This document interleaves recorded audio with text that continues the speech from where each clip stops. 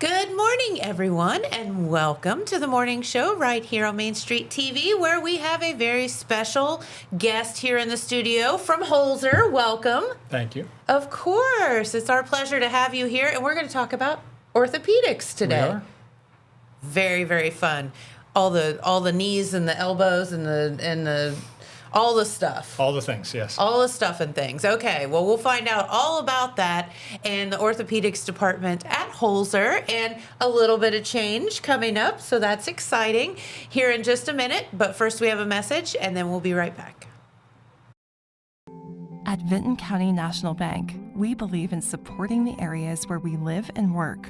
Now, we'd like to honor those who also serve our communities. Our new Community Champions account is especially for first responders, veterans, active military, and anyone employed in the fields of healthcare or education. This account offers rewards, discounts, and other benefits to those who give so much to others. Vinton County National Bank, rewarding those who serve. All right, and we are back with Dr. Bishop here from Holzer, and you are an orthopedic surgeon and doctor, so welcome. Thank you. And we appreciate you being in our area to keep everybody's knees and elbows and shoulders and ankles all going in the right direction. We will try to do what we can. Yes. Try to do your best, huh? That's right. All right, well, very good. Well, tell everybody a little bit about yourself so we get to know you. Sure. So, Dr. Bishop, an orthopedic surgeon. I grew up in the Ohio Valley. I've been working here at Holzer for about 6.5 years or so. Really kind of a generalist, so handle a whole breadth of orthopedic issues. Okay. Pretty boring. I got a few kids. I pretty much spend my time with them. So it's that's not boring. Not too much to tell. Hey, listen, if you have kids and you're spending time with them, that's definitely not boring. So no, they're active, but that's okay. So tell us about your school career and all of that, leading up to being here. And I was an Ohio State alumnus, so I went to my undergrad at Ohio State. Go Bucks. Cool. Then I ventured up to Toledo to medical school. I trained at Marshall, so not too far away. Yeah. And then wandered up to Holzer, so been there ever since. Well, very good. So you kind of are a local guy. Try to be, yeah. Yeah. Very cool. So tell us, I mean, I'm sitting here thinking, you know, when you're growing up and you can be anything in the world you want to be, how did you choose orthopedics? You want the real answer? Or first off, how did you choose medical, the medical school, and then orthopedics? Sure. Yes, and I do want the real answer because that's, so, fact is much more interesting than fiction. Indeed. So Mom was a nurse, actually, so that's kind of how I got introduced to medicine. Sure. I just always found it kind of interesting. Huh. She would always come home with stories. She was a cardiac nurse, so she had all kinds of crazy stories to tell. Oh, I'll bet. But orthopedics in particular, I witnessed a total knee, right? And I thought, wow, that's really cool, and that guy gets to use power tools for a living. So that's kind of how it started. That's such a dude thing. It was a very guy thing, but saws and hammers and all the good stuff, and I just thought it was the coolest thing ever.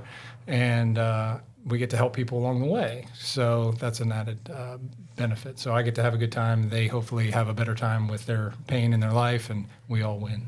So. You do make a good point there, and it's so funny that how many doctors we've had here from Holzer that you go into medical school maybe not knowing what specialty you want to pursue, and then something happens where you see something and you're like, oh, that's it. That's it, yeah.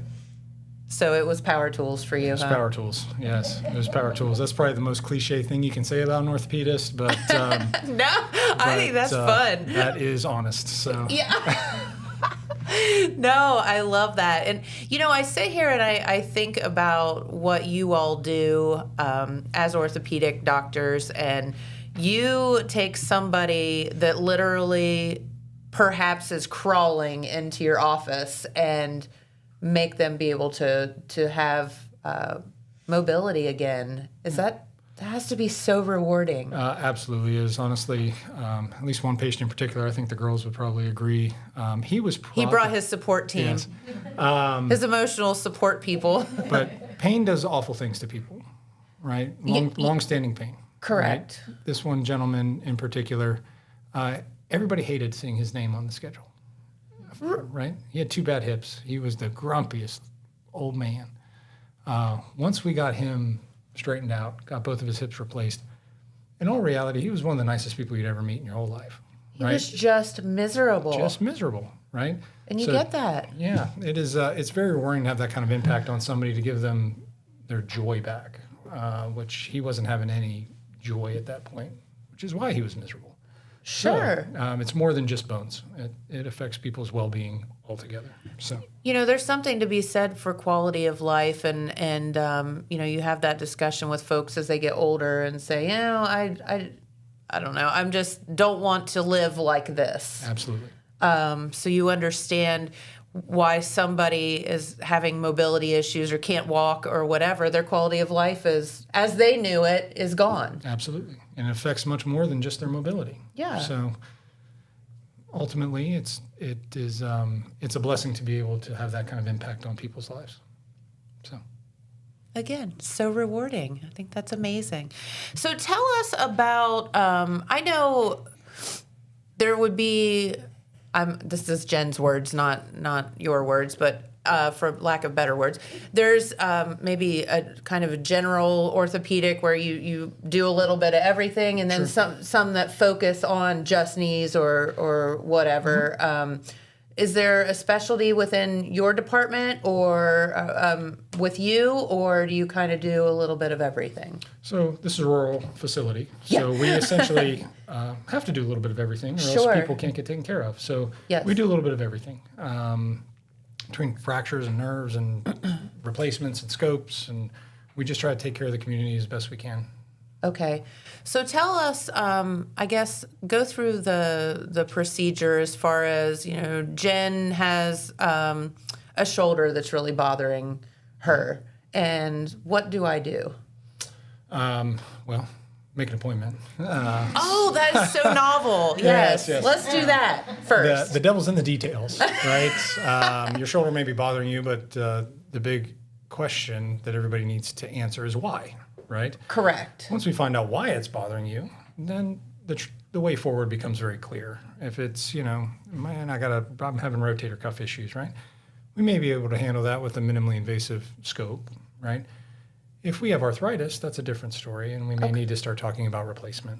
But it really just depends on why it's bothering you, and that's my job.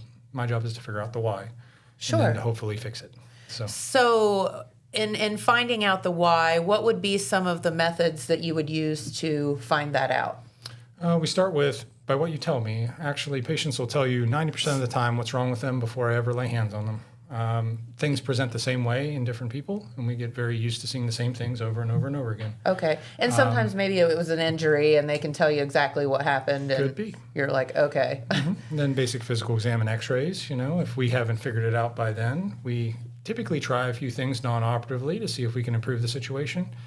If none of that works, then we're getting advanced imaging like MRIs to see. Once we have that sort of hammered down, then we start talking about a more definitive treatment plan. Okay. So you do have, and the cool thing about Holzer, and I don't know, we haven't talked about it a lot lately, but you all have all the diagnostic testing tools right there. So you're not having to send someone here and there and everywhere to be able to be diagnosed. It's all under one roof. That's correct, yeah. Which is super cool. It's very nice. Yeah, I'll bet it is for you too. nice. Just run down the hall and then come back. Yeah. Very cool. So what are the main the main day-to-day, I guess, things that you would see from people? We see a lot of arthritis, to be honest. We do a lot of replacements, see a lot of arthritis. Rotator cuffs are very common. Things like carpal tunnel, things you don't think about. So nerve issues in people, very common. And then there's always, summertime, so kids are breaking arms, and we've got some of that going on right now. So those are probably the vast majority of what we're handling on a day-to-day. Meniscus tears, ACLs, some sports type injuries. Again, during the summer when football starts ramping up, we start seeing more and more. But it kind of depends on the time of year. I guess it would be seasonal, wouldn't it? Absolutely. I remember my best friend, the day we got out of school, and this was like when we were in the sixth grade, and there was an apple tree at a church across the street. We live side by side, and she fell out of that apple tree and broke her arm for the summer, and it was just devastating. It's not good. No, the first day out of school. Are you kidding? That's how it goes. Yeah, that's of course. Of course, but so kids are doing that all the time. They're doing kid things. It's cast season. Yeah, Yeah, it's cast season. So we're busy. But So, and that brings up a good question. Because I know kids are growing all the time. Sure. So is that something that you all see, or is that, because kids are probably a little different than adults. Can you see kids, or do they have to go on to like children's or something? No, we're more than happy to see children. Okay. Honestly, if it's something we can handle, we're more than quick to get them where they need to go. Sure. But 99% of childhood injuries we can handle. You fell out of the apple tree, and we're going to put a cast on your arm. Yeah, that's no big deal. Send you home. And no big deal for me. It's a big deal for them. I was going to say, man, that's just the worst. Yeah, it's not great. But although I think because when I was in the 6th grade, that was a couple of years ago. Yeah. And I'd say that modern technology has gotten a little better with casts and things like that. It's improved. No more plaster. Yeah, so. Exactly. But it was fun to draw pictures on. You still draw pictures on the fiberglass. I know. Yeah. My dog had surgery. We made everybody sign her cast. It was really cute. Oh my goodness. I imagine it would be a lot of paw prints. Yeah. It was fun. Good. All the family and friends stopped by and signed her cast. I'm an idiot. Anyway, so let's talk about. I know that you mentioned, there's just a whole gamut of things going on, but when we start talking about total joints, can you because I know there's partial joint replacement and then total joint replacements. Sure. And can we talk about that for a minute? Absolutely. And what the difference is and why you would do one over the other? Sure. So partial joint replacement, typically we're talking about knees, right? We don't really do partials on hips or shoulders, but on knees in particular is common. Okay. Now, let's say when you were in high school and maybe you were an athlete and tore your meniscus, right? That puts you at risk for arthritis later in life. Sure. Okay. Now, the way that shows up, typically the arthritis will only happen in one part of the knee. So the most common would be the inside of the knee or even under the kneecap at times. Okay. Right? We don't want to throw the baby out with the bathwater. If most of your knee is good. Yeah, if it ain't broke, don't fix it, right? God did a really good job building you. We don't want to mess with it any more than we have to. Okay. So if we only need to change that one part, then that's all we touch, right? Okay. That's not the vast majority of patients. The vast majority of patients, you can think about it as tires, right? If we put enough miles on the tires and they're going bald. And typically that happens throughout the knee. So when we're talking about grandma or dad, or most of the time they have more wear than just one part of the knee. Okay. And then we would have to do a total knee replacement because the whole knee is affected, not just one part. So it really just depends on the person, but totals are much more common than partials. Okay. If you are a candidate for a partial, the recovery is much quicker, which is why people are very interested in partials. Yeah, for sure. And we do all these things robotically now, so it's about as perfect as it can get for patients. Okay. So we're talking about robots now. No right. wonder you chose orthopedics. Toys, yep. Power tools and robots. That's right. Oh my gosh. Yeah. No, I didn't mean to interrupt you, but No, it's all good. Okay, you got to talk about the whole robot thing. How does that work? Yeah, so we take a scan of the knee. It generates a 3D image of your anatomy, right? So you could think of an orthopedist doing a total replacement as like a carpenter. Typically, we would use jigs, right? Just the way a carpenter would use jigs to cut wood. Okay. With the robot, I have a 3D image of your knee. And I can adjust the implants to fit the way God made you, right? With the old style, with the jigs, I only had so many settings, right?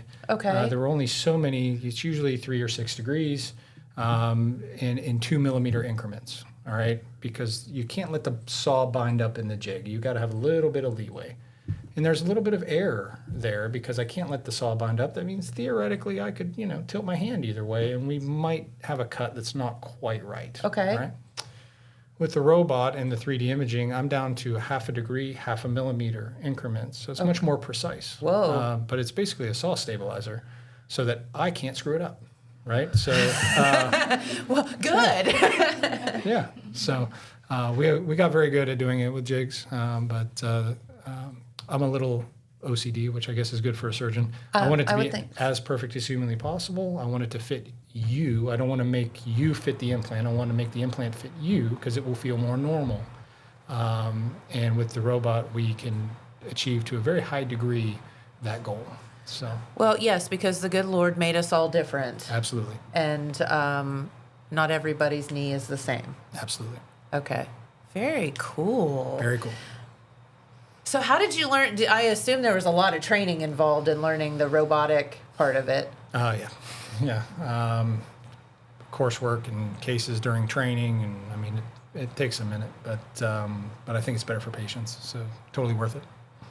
So how does that? I'm just interested in how it actually works. Are you controlling the robot? Is it just do its thing? Is it?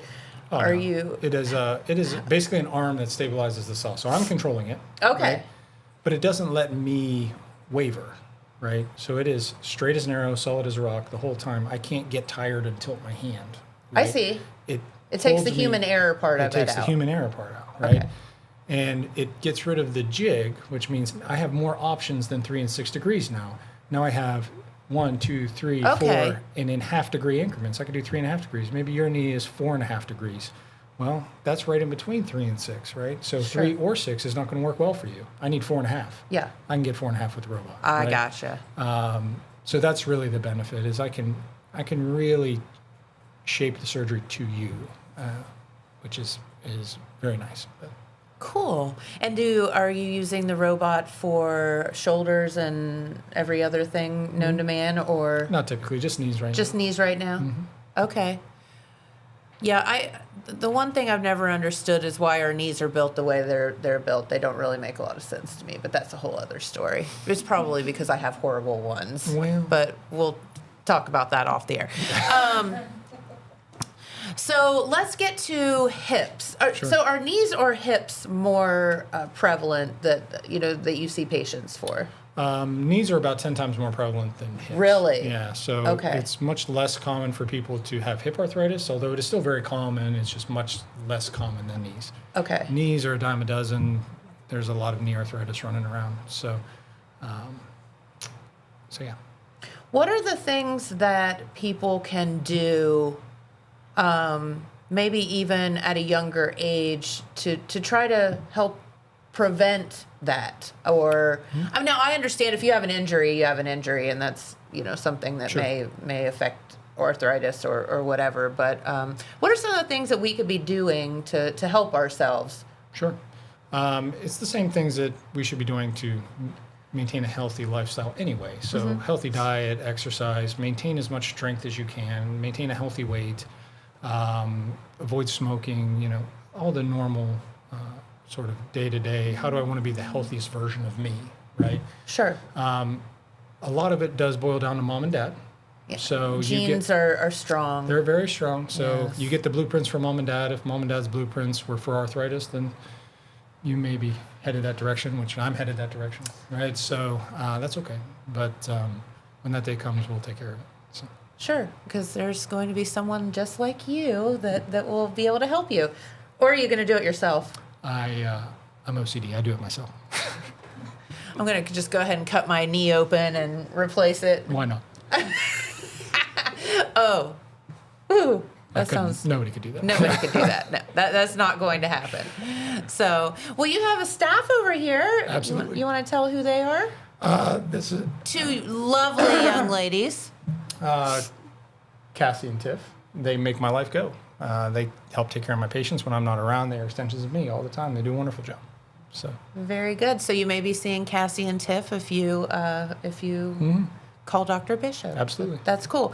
All right. So the news is, though, that so there are 3 orthopedic surgeons within the Holzer family right now. Yes. And the news is that you were kind of more down toward the Gallipolis area, but maybe headed up to Jackson? That's the plan. We're starting we've had a bit of a void in Jackson, so we're trying to fill it. So we're coming up here on Thursdays right now. If it gets busier, that's all subject to change. But for now, we're coming up on Thursdays to help make sure that this community has well-rounded orthopedic care. We're still in Gallia 4 days a week, but we'll see how things go. Well, we here in Jackson deserve good knees too. I believe you, yes. Thank you. Appreciate that. Who are the other two orthopedic surgeons, just in case somebody would happen to call and get someone else's name? Sure. Dr. Cox. So he's very similar, does replacements and a lot of the same things that I do. He comes to Jackson, I think, Tuesdays. Yeah. Okay. So he comes on Tuesdays. And then Dr. Zernberg, who's down in Gallia, he's a sports medicine doctor. He does just about everything I do except replacements. He does shoulder replacements, but not knees and hips. So you're in good hands regardless. Okay. And would there be a time where you would say, we might head you to this person versus this person because that's more of their specialty? Sure. We're all talented in different ways, Yeah. right? So ultimately, if you've got just a destroyed rotator cuff, right? Something more than the norm, something very unusual. Dr. Zernberg is very skilled at those. So Okay. I'm not, I don't have enough of an ego to try to muddle my way through it. He's very good at them, so I will get you to his hands. The same way that if you have hip arthritis, he may get you to my hands because he does not do hip replacements, right? Gotcha. But we pass patients back and forth depending on the problem. Sure. We're all have different skills and different talents in different areas. So, but most of us are pretty self-aware to say, okay, this is something that one of my partners will do better than me. Okay. No worries. We'll get you in the And right that's hands. fair. Like, I would rather someone say that. Absolutely. It would make me feel better. Yes. So, well, very good. So it mentions here in some of the questions, anterior total hips. What is that? Yeah, so total hips come in varieties. Essentially, the surgery is the same, and it's just how you get there, right? So, Okay. Do tell. yes. So historically, we would do what we would term posterior hips, right? That's the incision on the side of the leg, right? You have to cut a certain set of ligaments to get there. You have to cut one of the muscles to get there. They work well, but the healing time is more than an anterior, we'll say. Anterior hips, we go from the front, okay? We don't have to cut any muscles to get there, and we cut a different set of ligaments to get into the hip. Now, the consequence is, if you've known anybody that had a total hip replacement and couldn't bend over to tie their shoes, or couldn't sit too deep in a chair, couldn't get off the toilet, or couldn't cross their legs or sleep with a pillow, I don't have to worry about any of that with an anterior total hip because I cut a different set of ligaments, right? Oh. Because I didn't cut the muscle, they function much better because they don't have to heal, Sure. right? So the recovery tends to be a little more expedited. Everybody ends up in the same place eventually. Honestly, if you have a total hip, you're very likely to do well regardless of how it's done. But the speed at which recovery happens in an anterior tends to be faster. So, and the post-op restrictions tend to be less. So it makes the That's good. makes the patient's life pretty easy. So, so we prefer to do it that way. But you're in good hands regardless. So, well, that begs the question, why haven't they been doing that all along? It's been around for a long time, actually. It's just become very popular in the last 15 years or so. It's technically difficult, right? So for the surgeon, it takes a little more training to be able to do them and avoid complications. So it takes a long time to learn. And it's hard. Okay. It takes a long time to learn, and it's hard to teach, all right? So that's part of why it took so long to sort of gain traction, right? I see. But it's becoming much more popular. The instrumentation has become much better as things have evolved. So it's becoming more and more prevalent as time goes on. And like I said, the patients tend to do very, very well. So I fully understand why it's become so popular. For sure. So what would be the difference in recovery time between one and the other? So essentially, we'll say anterior hip, by 6 weeks, most people are in my office, no limp, back to their life. Okay. In about 6 weeks. They might have a little soreness at the surgical site, but past that, they are pretty much back to normal. For other approaches, you're looking at 10, 12 weeks. Okay. Right? So Again, you end up in the same place at that 10 to 12 weeks. We're just kind of speeding things along and trying to decrease restriction on the back end to make life easier on the patient. Okay, well, that would be the goal, wouldn't Absolutely. it be? Yeah. Makes it easier for you too. It does. So, this isn't in my bank of questions, but I always throw some weird stuff at you. Let's talk about therapy for a minute. Sure. How important is it? For what problem?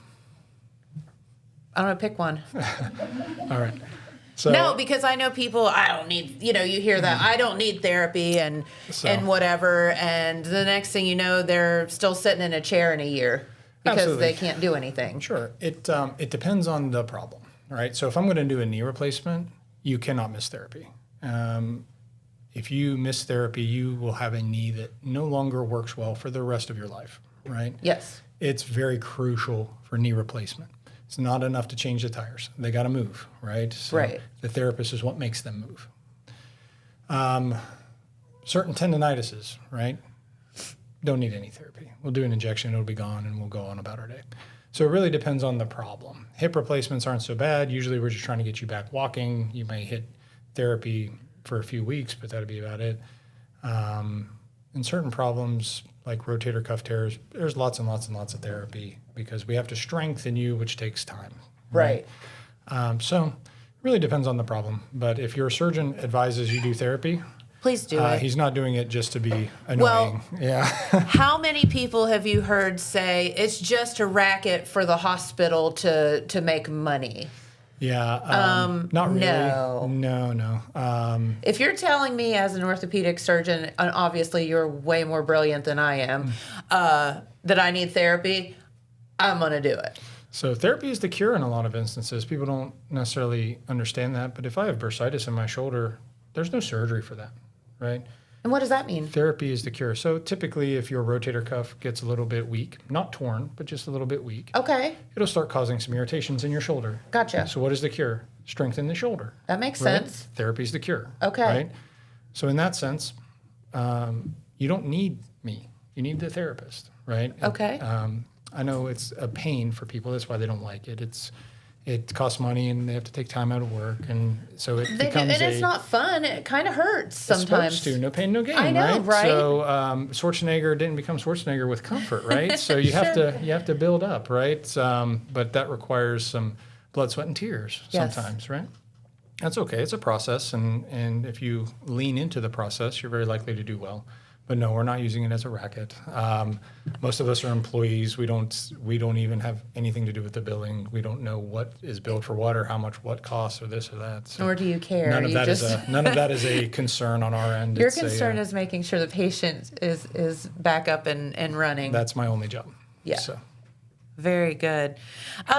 So I was thinking about too, are there surgeries which would be outpatient versus you're going to be maybe in the hospital for a few days? How does that work? Because nobody wants to be in the hospital. no, it depends on it depends on not only the surgery but the patient. So most surgeries these days are outpatient. So we're even doing total hips and knees outpatient. So you come in, have your surgery, you go home, right? Oh. The way we control pain has improved over the past 15 years or so. So that's possible and it's safe, right? But if the patient is very sick, has a lot of medical problems, then I may be inclined to keep an eye on them for a day or two just Sure. to make sure nothing happens to them. If God forbid something should happen to them, it's much easier to treat if you're already in the facility. Yeah. So really it's kind of a dance between the surgery and the patient. How big is the surgery? Also, how sick is the patient? And how do we give you the best possible outcome without any complications? And then we make those decisions. But so it's a bit more complex than just one surgery or the other. Yeah. So, and the great thing about Holzer is, you do have that rehab floor in Gallipolis where if you would need to stay for a couple of days, they can help you out. Absolutely. Which is And great. We utilize it very regularly after things like hip fractures, and patients seem to enjoy it. So it is a good resource that we have there. Yeah. Yeah, you can do laps around the floor. It's I fun. hope so, Say yeah. high five the nurses as you're going by. It's great. Crisp high fives, yes. Yeah. Okay, so how would somebody get scheduled with you? So they can either call the Gallia office or the Jackson office. We don't necessarily need a referral. So if you have knee pain and you just want to figure out what it is or maybe help make it go away, and give us a call and we'll get you on the schedule. Try to make it as easy on everybody as possible. But And here's Jen's opinion on that. Pain is not normal. So if something is disturbing your quality of life, please call. Absolutely. Because that's not normal. No, it's not. And certain pains you may have to live with, but certain things you don't. And there's no brownie points for living in pain that you don't have to live It doesn't in. make any sense. So we'll do our best to get you optimized, the best you can be, right? Maybe not perfect, but better than yesterday. And we'll see how we go. Yep, and it may be there may be a bump in the road along the way, but we're going to get you to the final destination. That's the plan, yeah. Yeah. So where are you doing surgeries? Are you doing surgeries in Jackson now? Or? Not right now, no. So right now I'm in Gallia Mondays and various other days of the week, doing surgeries depending on the week. But we're starting to do clinics up here, so we do some procedures out of the clinic, so trigger fingers and such. You don't necessarily need to go to the OR, right? We can do that under local, and we don't need to worry about that. Okay. And where are you seeing patients here in Jackson? I think I didn't ask you that question. We're over on Burlington Road, so. The hospital location. Okay. The one up on the hills that we call the clinic. If you're old like me, you call it the clinic. It's a thing. It used to be, yeah. He's like, yeah, I don't know what you're talking about. That's all right. It used to be called the Holzer Clinic, and then there was the hospital. Yeah. But now they're kind of all one and the same, so. Yeah, I came in after the all merger that. and all that. So Yeah. I'm a little behind the game there, but Okay, so just say the one on the hill. I will. That makes sense. For you, I'll do that. Thank you. You're welcome. Yes, because, I am blonde and I get confused sometimes. Well, Dr. Bishop, it's been a wonderful time speaking with you this morning, and I know that you have patients to get to. Yep. I appreciate you very much. So, of course. Anything else that you wanted to tell our viewers while you're here? No, just come see us, honestly. Like I said, we'll do our best to get you taken care of, and if we can't do it, we'll get you in the right hands, and no need to be shy about it. Even if you don't necessarily think you want surgery, come talk to us. Maybe there are options other than that. So Sure. No need to be scared on it. Well, and I think that you have to trust as a patient that the first thing that you're going to do is not cut someone open. It would be anything besides that. We try. It's a last resort. So Yeah, we for try sure. to do what we can to keep you off of the table, but hopefully you'll trust us when time comes that you need to be on the table. So Sure, exactly. All right, last question, Sure. because I ask everybody, what is your favorite part of working at Holzer? honestly, I have great staff. They make work really light and kind of fun to be there. So it's great to take care of patients. It's a great environment to work in. So I really couldn't complain. Well, that bodes well for you girls over there, the peanut gallery. All right. Well, Dr. Bishop, thank you for spending your morning with us. We greatly appreciate it. And come back anytime. Appreciate you. We'll talk about all things orthopedics. So, all right. Well, I'll tell you what. Our good friend Red Thompson Jr. is standing over in the wings, and I think that he is chomping at the bit to give us some Vinton County news. So we have another message or two, and then we'll be back with Red.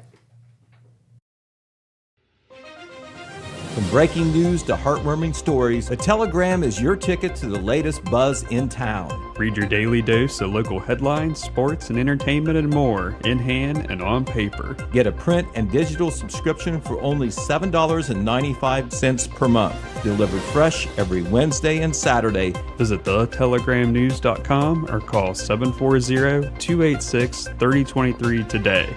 Don't just read the news, be a part of it. Saturday, August 16th is Southern Rock Woodstock in the Gallipolis Fairgrounds.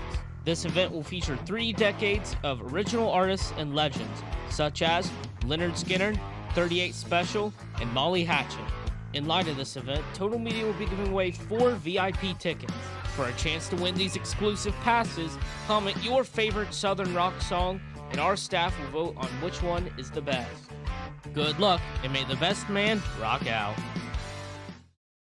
Did you know Jackson is home to a locally owned and operated full-service print shop? Zip Printing covers all your print, signage, and design needs. From business cards, booklets, and posters to yard signs, banners, screen-printed t-shirts, oversized signage, and more. We can help you or your business advertise and look good doing it. Zip Printing also offers logo design. Allow us to assist you in building or elevating your brand today. Zip Printing is located in the Stockmeister Plaza at 708 East Main Street in Jackson, Ohio. So stop in or give us a call at 740-286-3023.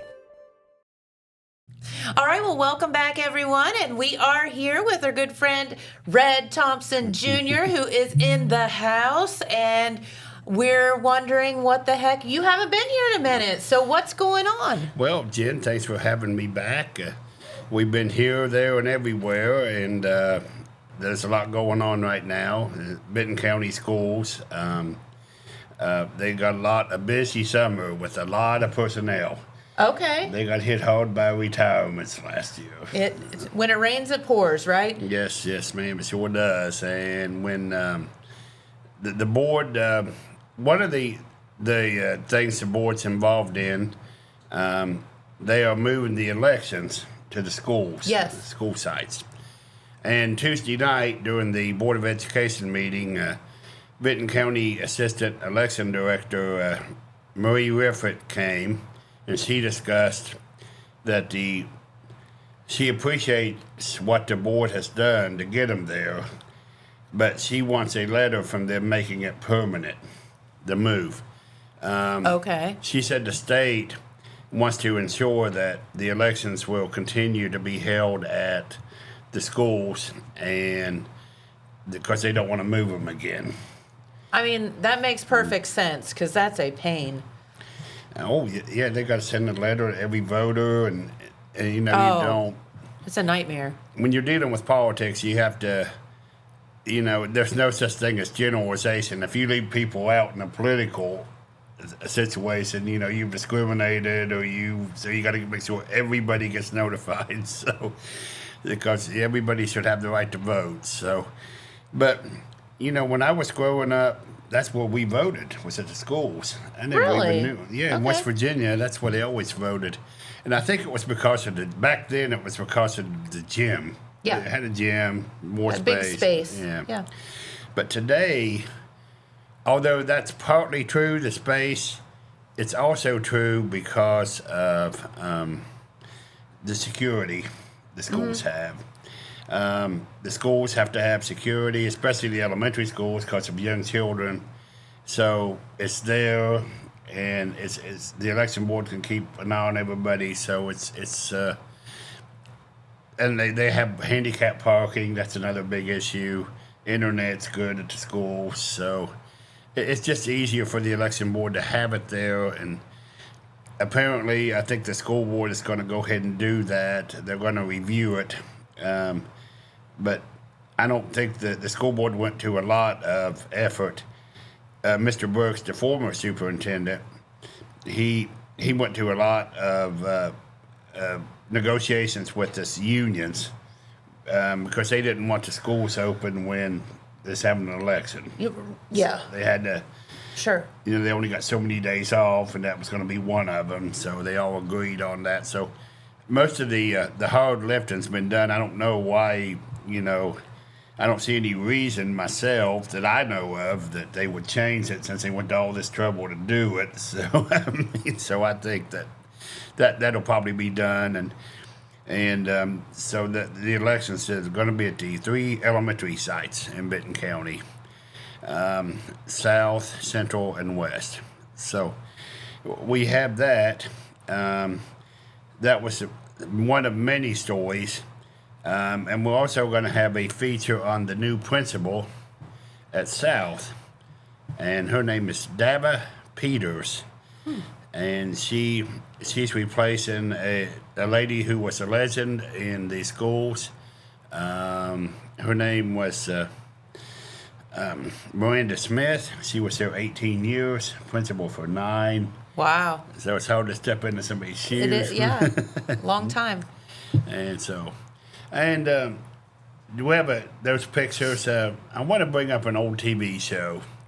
I want to give it, since we had a little bit of extra time, You remember the Wonder Years, Jen? I do remember the Wonder Years. Well, you know, it was kind of a modern, I kind of called it a modern Waltons kind of show because they was looking back. The way the Waltons did. Yeah. You know, he was a guy in the 80s or mid-80s looking back at the 60s when he was in high school. And Winnie Cooper, man. She was the heartthrob. oh, yeah. And I loved the way it ended. The last show, he said he went to the airport to see her, and then he let everybody surprise everyone with my wife and my 8-month son. Oh, you know what? I don't remember how it ended. So That was the last line. He goes, me and Winnie stayed true to each other. We wrote it to each other for 8 years. I went to the airport when she come back from Paris. Then he goes, with my wife and my 8-month son, and he goes, life never goes as planned. So, and that's the case for Debbie Webb. Debbie was a long-term secretary at the Benton County Local Schools, and there she is, 54 years, Jen, whoa. and 52 of it the same job. Oh my gosh. And her career, the reason I picked the Wonder Years, and I've got a column coming out, she saw a lot of stuff in 52 years. I would.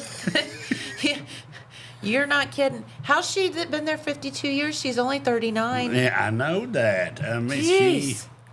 she wanted to be a nurse. She got in an accident, and apparently a serious one. It took her 2 years to recover. Oh my And goodness. she was young. You know, she was 18 years old, I guess. And Whoa. so she got a job at the schools, and then they transferred her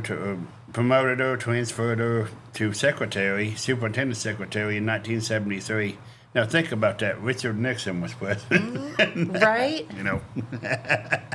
Wow. And yeah, she's been 11 presidents and 7 school superintendents.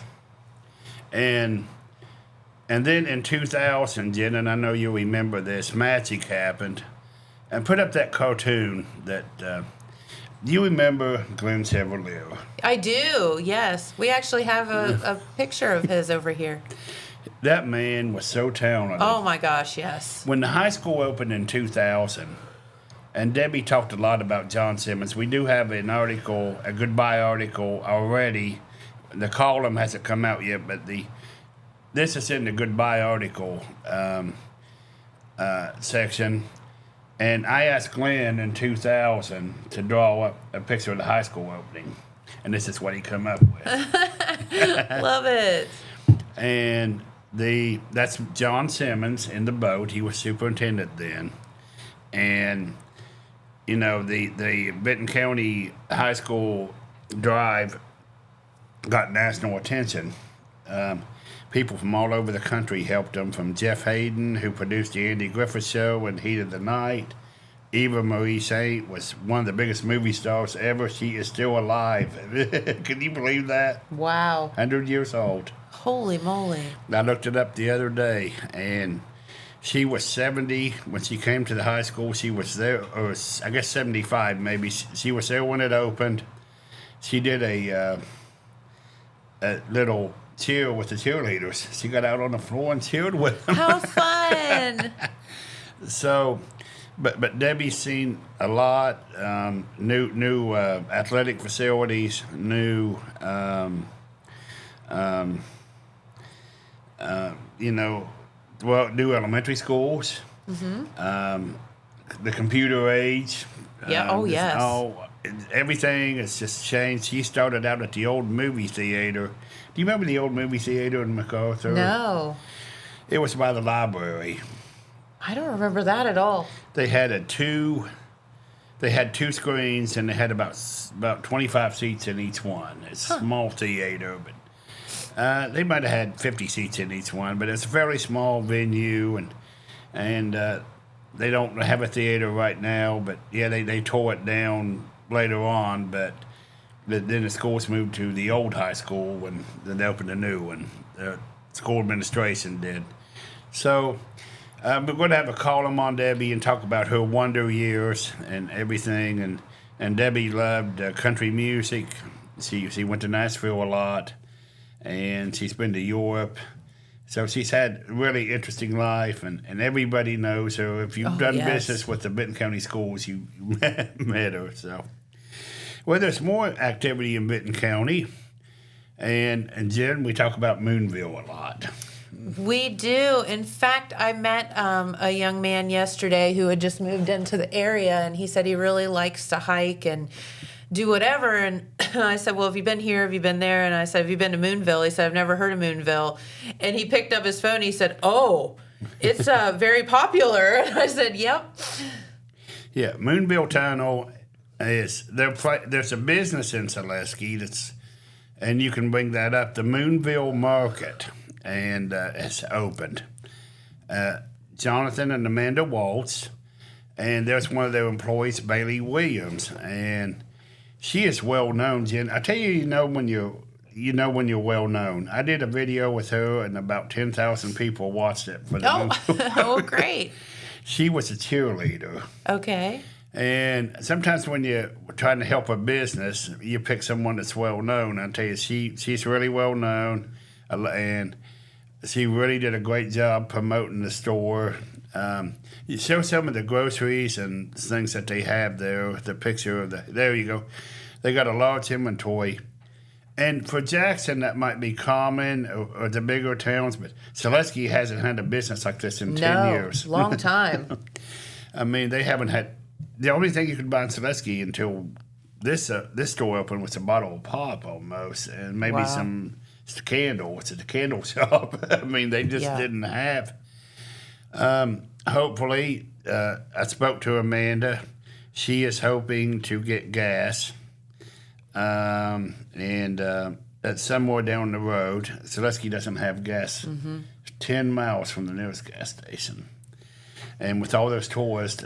Oh man, yeah, you're not kidding. And Bailey told me, guess where one of their customers was from? Where? It's Sweden, yeah. Yeah, almost said Switzerland, Sweden. And, they came in for the Forest Rally, Southern Ohio Forest Rally. Cool. You ever been to that? No. They got these little cars that drives through the woods. I saw some of them on the back of a rollback driving down the highway the other day. I was like, oh, I know what those are. They're smaller. You can see the pictures in the Telegram in the Wednesday edition. There's some online lining up. And the famous Travis Pastrana is there. I know that's Rodney's. Rodney's a big fan. You've seen him on TV for sure. He even drove the NASCAR circuit for a while. So I remember when he did that. And I tell you that Travis Pastrana's a big star. He's like the Pied Piper. There's kids. He had a line way down the street. Wasn't an interview. Oh yeah. Well, Jen, I'm going to turn my attention to Jackson because something special happened yesterday. Okay. And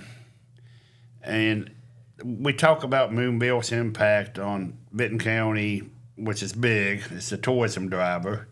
But here in Jackson, I think one of the special places is the Cambrian. Yes. And that is a very special picture. That is Mr. A.J. Art Stockmeister and Bernadine, and you might recognize the guy on the right. Oh my goodness, yes.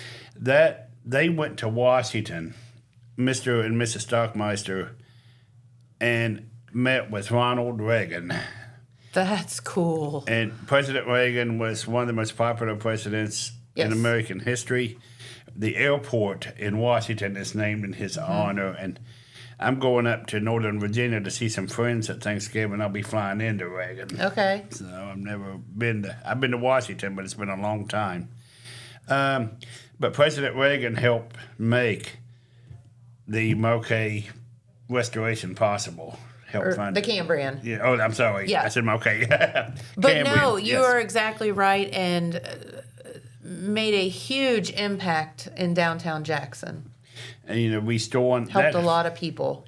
That hotel was so iconic Do you have that picture of Bob Irvin holding up the picture of, yeah.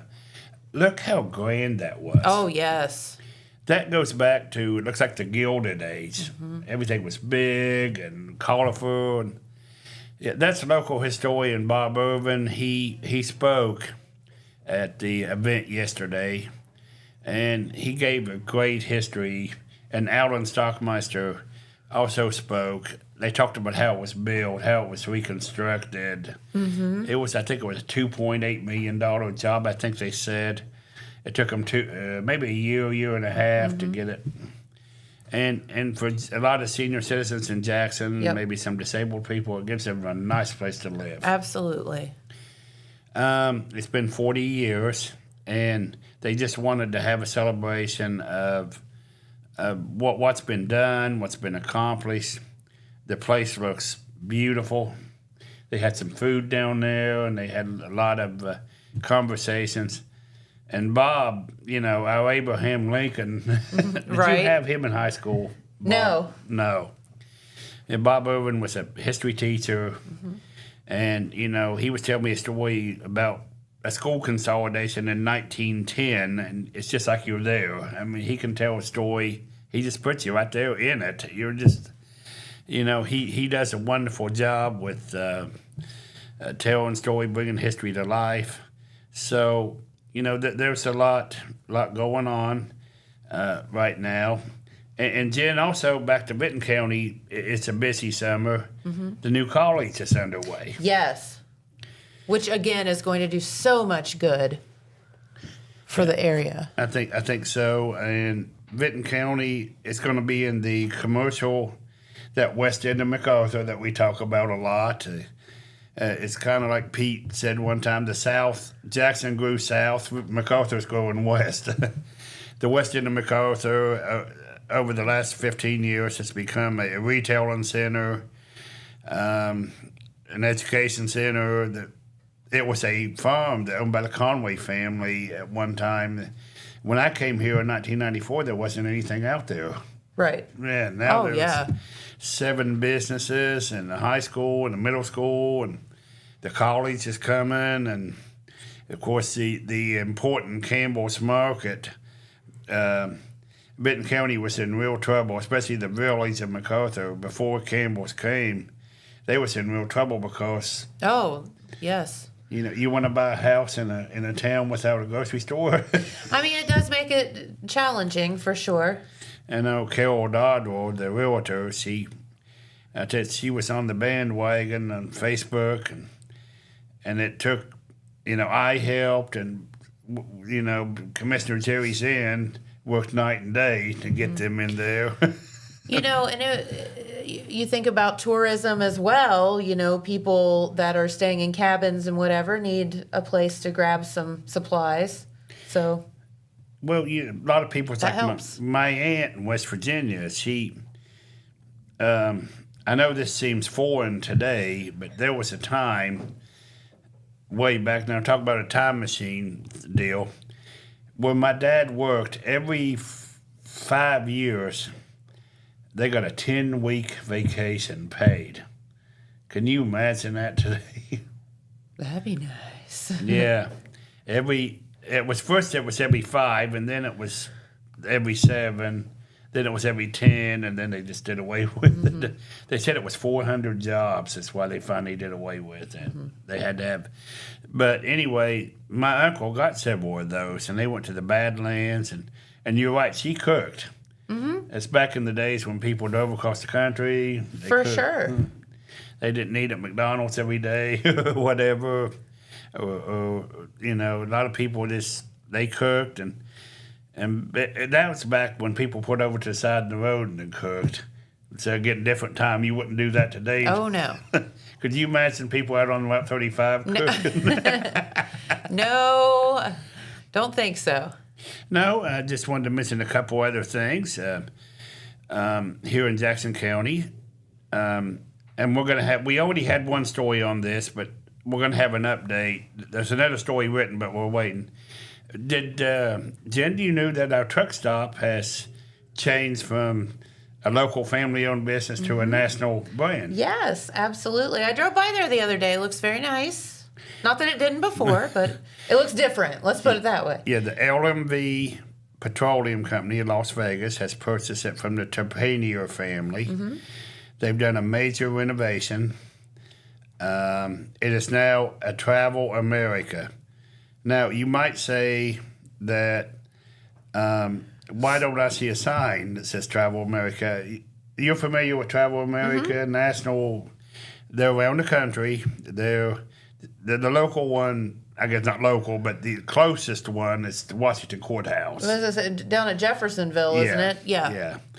And this is a company that franchises them, and they're buying them all over the country. And the restaurant is now Mrs. J's. And I actually interviewed her in the article. And one of the things I asked her was, they've used the name Country Pride for a long time. Well, apparently only the corporate office holds that name and the franchisees can't use it.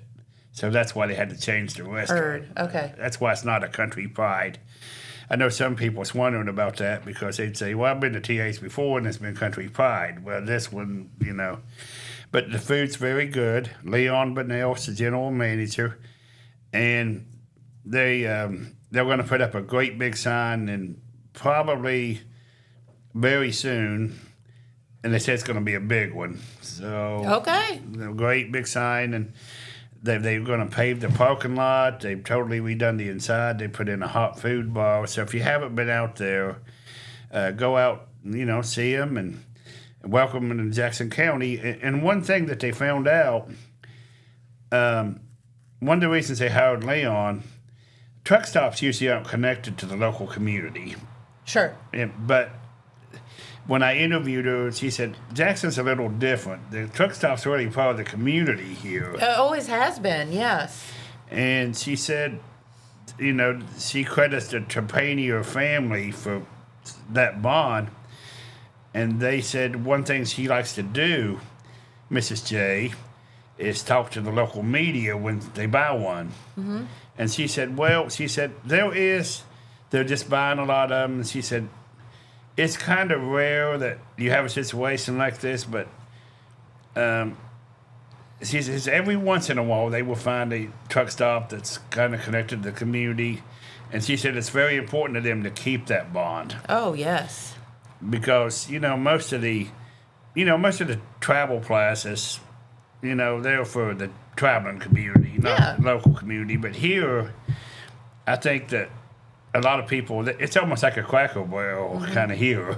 I mean, there's not a lot of country places anymore, so people goes out there and gets country food. And there's not a lot of breakfast places around here, so I know a lot of people head out there for that as well. So, they like Leon because Leon's family's involved in community, and he knows the community. He worked at the Olive, but on the business side, he ran the Olive Garden in Chillicothe.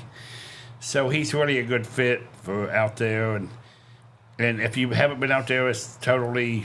They haven't built anything, but they kind of rearranged and tore some of the walls down, moved around some things. Okay. So it's really nice. So progress is going good, and hopefully, we were going to get a Tim Hortons, it looks like, and a Starbucks, and a new Hertz potato chip plant. So, looks like things are looking up, Jen. We're moving right along, aren't we, Red? Yes, ma'am. So, everybody have a good weekend, and Pete will be back next week, and just kind of keep a watch on everything that's going on, including the new college. I know Benton County's excited about that, and then Randy Evans, he hit a home run with the bank up there. Oh, yes. Isn't it beautiful? It's gorgeous. And, I'm sure he'll do the same with the college. So that's about it, Jen. Just keep on trucking. There you go. Well, Red, thank you so much for telling us all you know. or some of what you know. You know a lot more than that today. And want to thank Dr. Bishop from Holzer for stopping by. If you need any orthopedic care, please give them a shout out as well. So don't live in pain. That's the main thing. All right, well, have a great day, everyone. We appreciate you so much for tuning in, and we'll be right back here tomorrow morning. So we'll see you then. Bye-bye.